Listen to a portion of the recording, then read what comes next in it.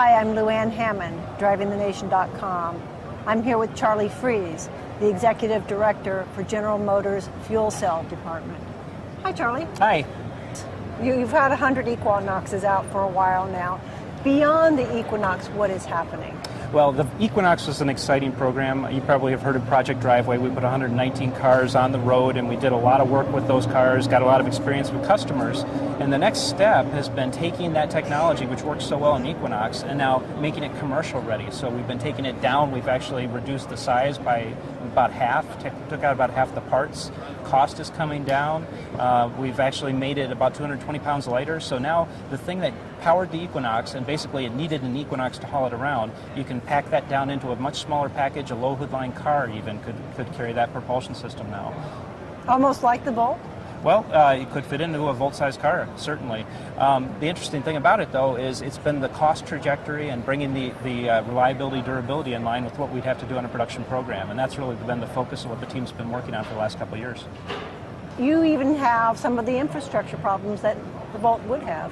Well, it turns out, if you look at what it would take to put in a hydrogen infrastructure or an electrical charging infrastructure, the cost is about the same. The difference is whether you have stations that operate and service 1,000 to 2,000 cars each, or if you have a charging infrastructure where every car needs to have a charging station in its garage.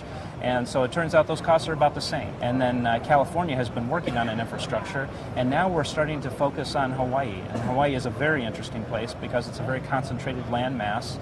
And an island like Oahu, you could basically use 20 to 25 stations, and you could service up to 1 million people in that geographic area. What are you making the hydrogen out of? In Hawaii, they are making a synthetic natural gas for their cooking purposes, and the byproduct of that is 7,000 kilograms of hydrogen every day. It's much better to use that hydrogen in a car, where we can improve the fuel efficiency by a factor of 2.3. So if you're going maybe 50 miles a day, how many cars can you run on 7,000 kilograms? Generally speaking, 7,000 kilograms of hydrogen a day would fuel 7,000 to 10,000 cars. Wow. How many cars are on Oahu? I think there are about 1 million, just shy of 1 million drivers on Oahu. So unlike the Volt, that takes anywhere from 3 to 9 hours to charge, how long does it take the hydrogen to go into the car? That's the beauty of hydrogen, because you can drive it much like you do your petroleum fuel car, pull up to a pump, you can in about 3 minutes refill the car and get 300 miles of range. So how long before your hydrogen car wins Green Car of the Year? Well, what we're really dependent upon now is the infrastructure and how fast that comes into place.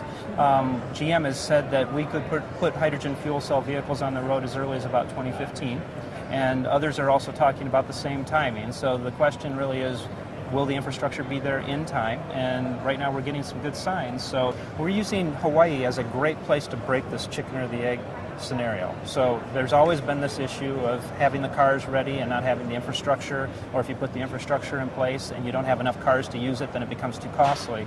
And Hawaii is a place where we may have all the right pieces coming together, and we can start to move that infrastructure and have the cars ready about the same time.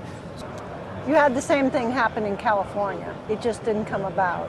So let's hope Hawaii is a little bit more responsible. We're optimistic. We're working hard on it. Thank you, Charlie. Okay, thank you.